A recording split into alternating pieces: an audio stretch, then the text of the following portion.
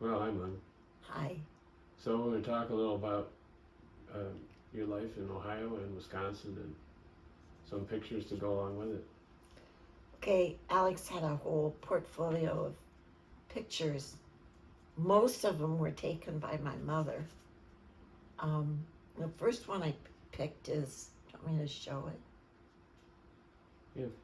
Is this one that was a picture of George on his tricycle pulling me on a little cart behind. And this picture was taken when mom and dad were living at the TB sanitarium, which is where they met. Dad got tuberculosis when he was in medical school from one of his classmates who didn't report that he had TB. And usually the rule was that you had to go to the sanatorium in the county that you were from. But the professors in the medical school wanted him to stay, so they made arrangements for him to be admitted to the Franklin County TB sanatorium, where he spent the first year flat on his back, which is what they did to treat TB. And then he completed his internship and residency at the TB sanatorium. And mom was the lab technician there. And they got married, and George and I were both born while they lived at the TB sanatorium. Well, And mom used to tell stories about how hard it was to keep little kids quiet in a hospital because they needed to have quiet. So then they bought the house on North Broadway, but this picture was taken before that, and Judy was born on North Broadway. And one of the things that mom was very creative, and there's several things that I remember. When we were little in the summer, what I remember is we would get up and hurry to get all our chores done. And I remember one of my chores was watering the plants. And there were a lot of plants to water. And I remember clearly doing that. But after we got all our chores done, then we went to the pool. And we spent the day at the pool. And mom would read and sit and we'd play. Go to swimming lessons first and then play at the pool. And at first we went to the Olympic pool, which wasn't that far away. And after we got older, we would walk there on our own for the day. And then in the 50s, Dad liked to play golf, and he took off on Wednesday afternoon from work to play golf. And before he went, at first, he played at the Ohio State University golf course. And I remember going with him, carrying his golf bag, and walking around the course with him. And afterwards, going in the bar and having a Coke while he had a drink with his friends. And then he joined Brookside Country Club. And we would do the same thing. We would go there and spend the day.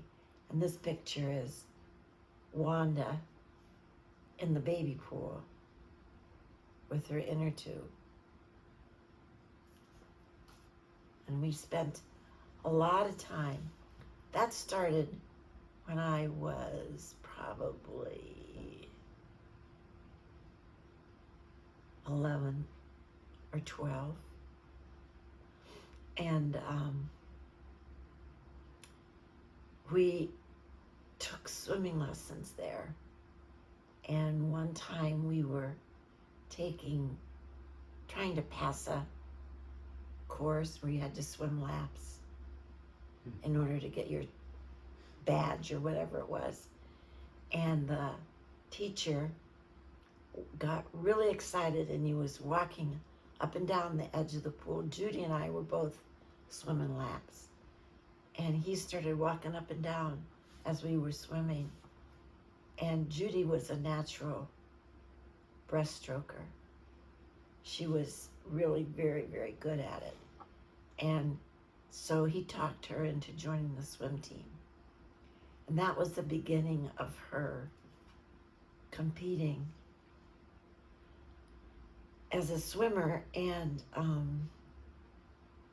it led to Mom taking her all over to swim meets and national swimming meets. And at one point she held a record. I'm not sure what it was. But it was for breaststroke was what she swam. And I forget what you call that other one. What do you call the one where you flip your arms? Butterfly. Butterfly. She swam both of those. And there was her legs that were really strong because when she swam the butterfly, she still used the frog kick, which was unusual because most people use that other kick.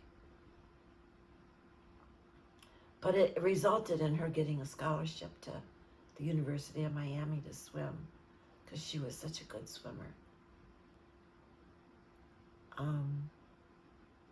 And she also got a job as a lifeguard at the Olympic pool all the way through high school and college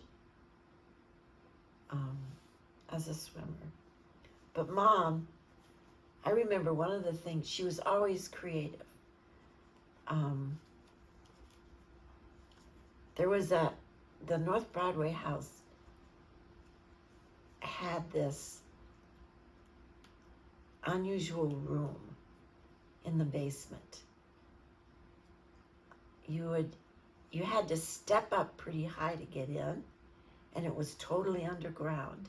I think it might have originally been like a root cellar because it was like you could stand up in there, but it had no windows and it was just all underground. And originally she used it as a room to develop photographs. And she had all the photograph developing equipment. And she started doing that when we first moved because she has pictures from when everybody was really little. And she also used it as a sewing room. She had her sewing machine in there. And I remember coming home from school, elementary school, and knowing that's where she was, going down there and finding her.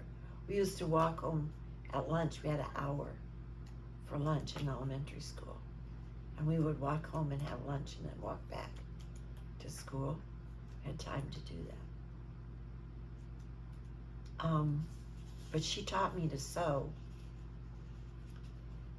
And I started with baby doll clothes, sewing doll clothes. And by the time I was in high school, I sewed a lot of my skirts that I wore because then we always had a clothing allowance at the beginning of the school year, and we would get the big Sears and Roebuck catalog and go through it and pick out what we wanted for our school clothes. And I remember it was $25.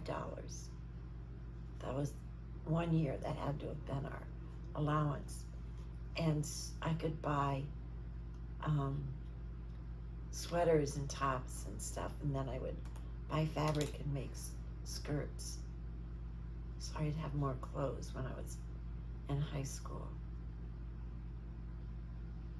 So she taught me to sew, and One of the other things she did in the laundry room in the basement, she painted the floor. And then the designs she painted were chores around the edge, were chores that happened in a laundry room, and the figures were like clothespin people. Mm. And there was a huge freezer in the laundry room. Huge. I mean, at least 5 feet long, maybe longer. And there was always ice cream and popsicles in there. And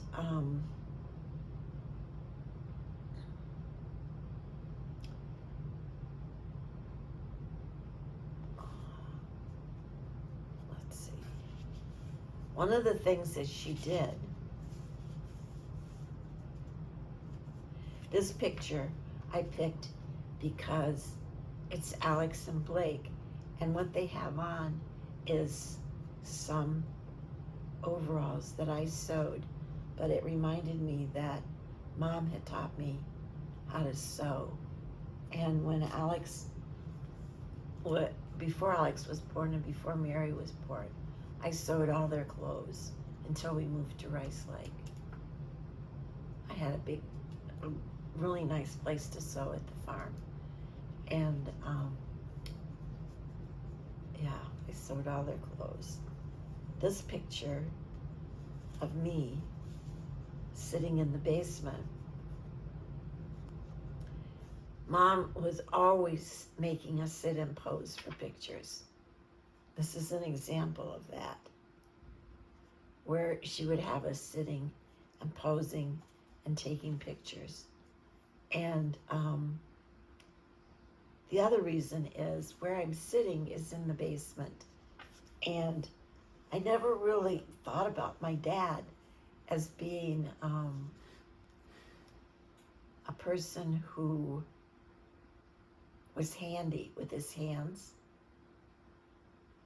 But he, in that room, one whole wall, and it was a very large room, went from the front of the house to the back of the house.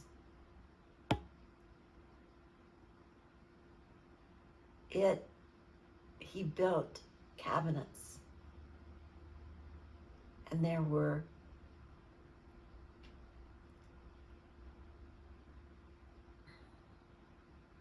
6 sets, so you can see how big it was. And each of it, and it was done with knotty pine, because this was before they had a lot of the artificial materials. He had to have done this in the late 40s, no, early 50s, because Wanda was a baby. But it was all knotty pine. And then along this wall, that wall was on the east side. And on the north side of the house was the wall, and he built a bench where you could lift up the seat and put stuff in it. And that's where I was sitting in that picture. And the thing about that rec room was I knew from the time it was done that whatever organization I was in, whether it was in my youth fellowship, Methodist Youth Fellowship, or my high school sorority, that if they wanted to do a social event, a potluck or a sock hop or anything, I could volunteer to have it there and then tell my mother, and it would be fine. I never had to ask ahead of time if it was okay, because she was always welcoming to have people come and be there. And so I had a lot of social events there, a lot of things with my MYF group, Methodist Youth Fellowship group, came there for potlucks and parties, for different times. And when we did get TV, which we didn't get a TV until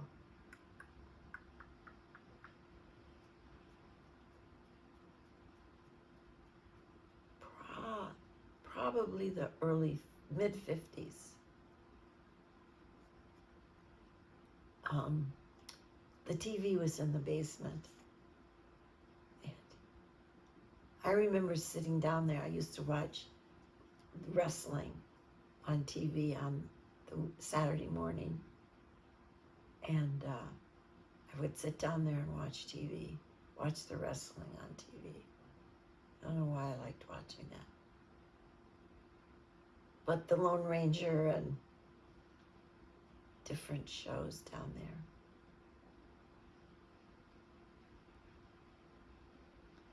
And we had games that were under that bench, and we would play games down there. One of the things that George and Judy and I did in the summer was to play a lot of canasta on the living room floor. We would lay on the floor and play canasta a lot. And we almost always had a card table put up in the living room with a puzzle on it. And Dad liked to sit down with us and work the puzzles.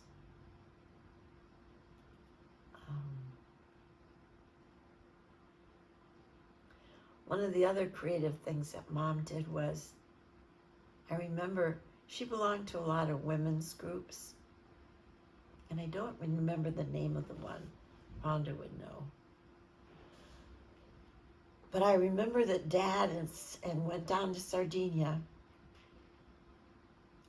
with somebody and went hunting for pheasants.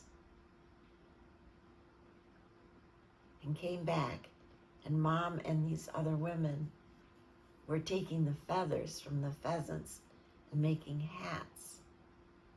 Because back then women still wore hats all the time. And they made these hats out of all these pheasant feathers.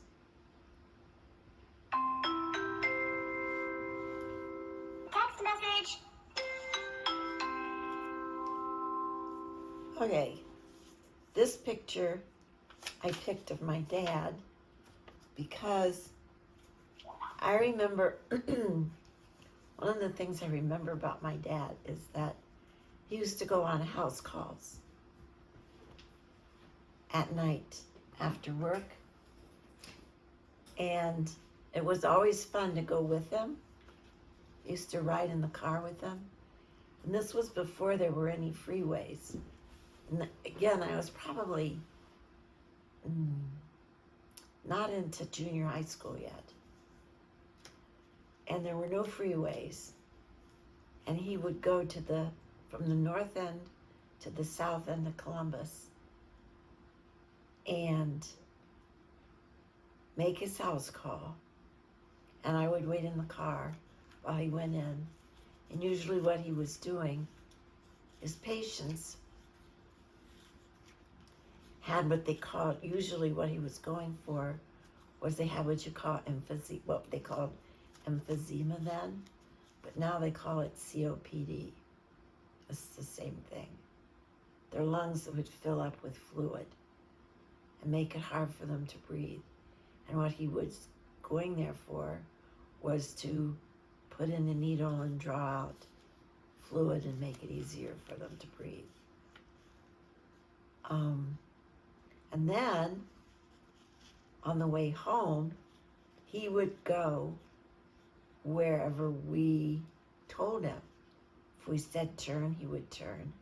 So you had to pay really good attention on your way to the house call so you could give the right directions to get back home. And sometimes you'd make the wrong direction and you'd have to figure out how to get back to where you were supposed to be.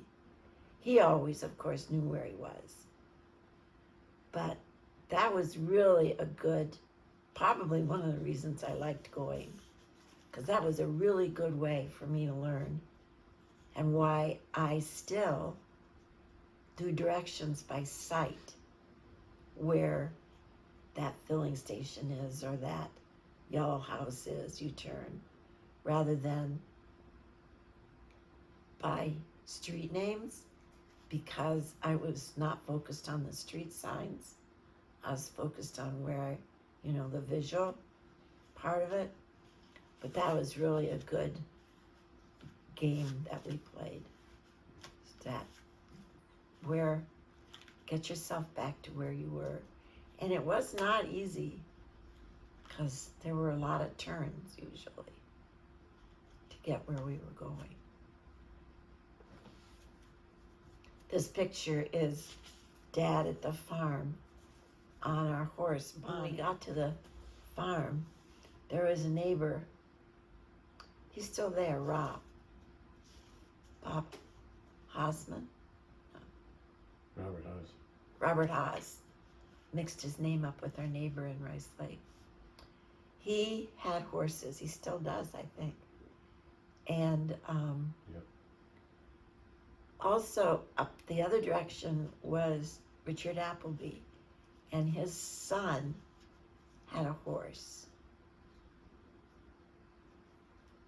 Well,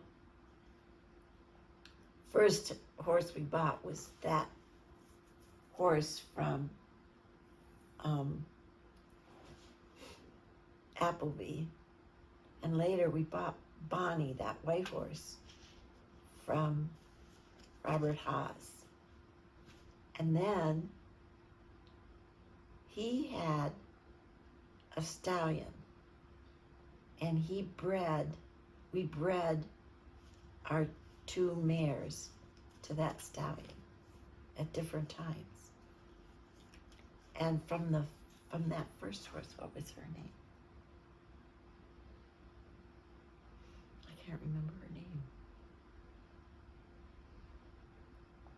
But we had two colts from that horse. And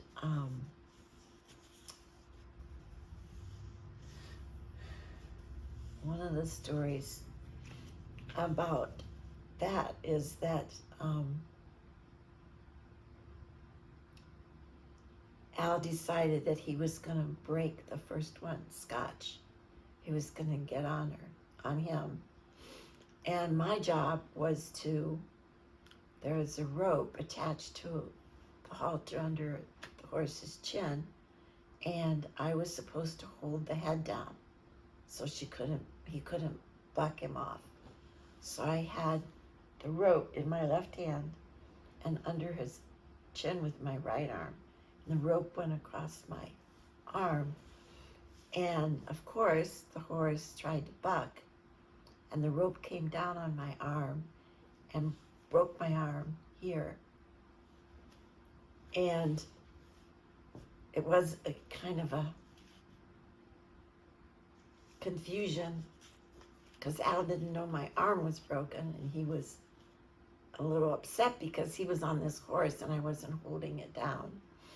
And eventually we went to the emergency room and found out I did have a broken arm. And Alex wasn't a year old yet. This was in the summer of 72. And yeah, that was an interesting horse story. But Dad would come and visit the farm. And this is an example of the times that he came to visit by himself without Mom. And I never knew, I think, part of it was he wanted to come and visit. Part of it was she encouraged him. She encouraged him to come. And he was always willing to try stuff. He really wanted to try stuff like ride the horse. And we had this ancient snowmobile that we got from Eddie. I mean, it was like nothing at all like a modern snowmobile. but it had the runners and you could ride on the snow in it. And he did ride in that, but he got stuck and we had to go back down and get him. Came to Alex's graduation and brought Evan with him. Do you remember that? Yeah. And another time he came, and it was when we were having a Halloween party at the church. And he came to the Halloween party. He liked to come and visit. And I think he liked driving too. This is a picture of my dad with Holly. Mom and Dad really liked having animals. We had Cappy and Timmy were our cat and dog when we were growing up. And Wanda and I were talking about when did we get Cappy.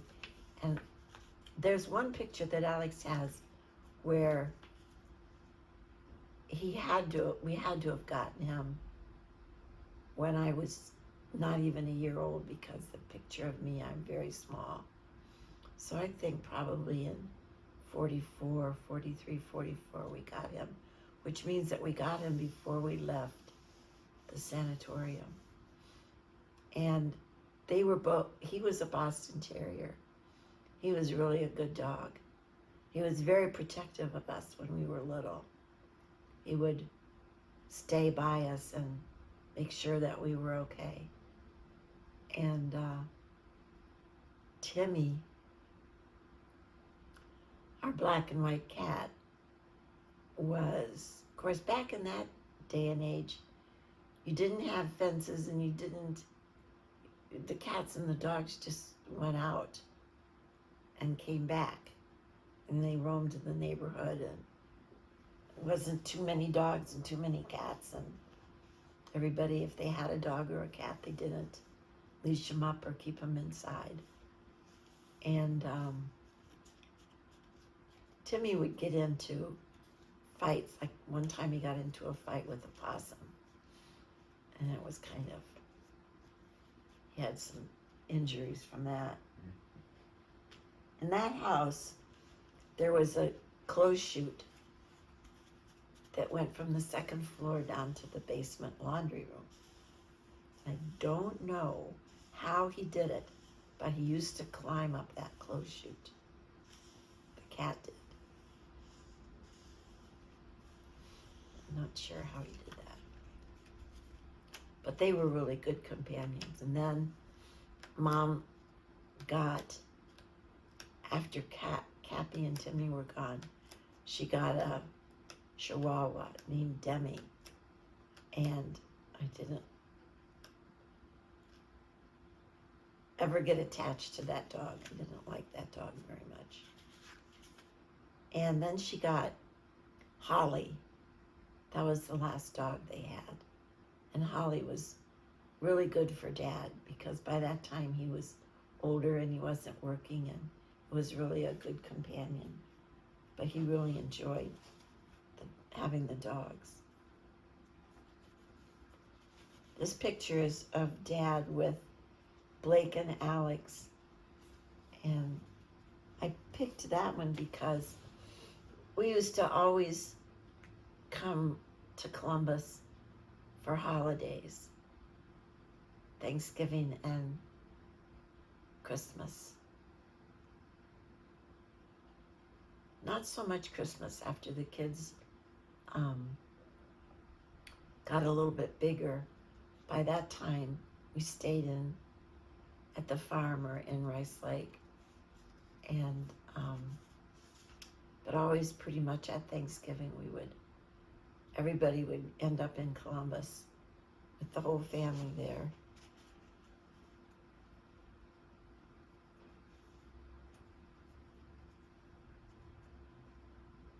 And this picture is a picture of Al in Chile.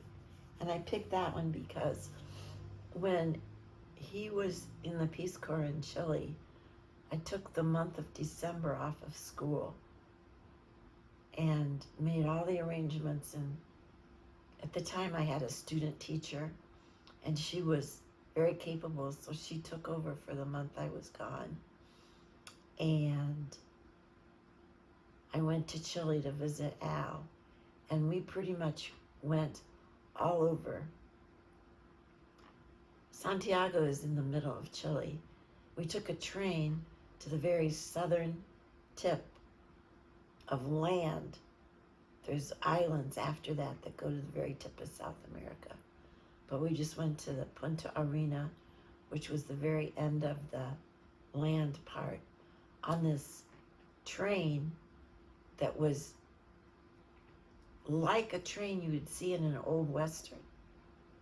It had all the wooden and leather seats and little lights up and little rooms in there.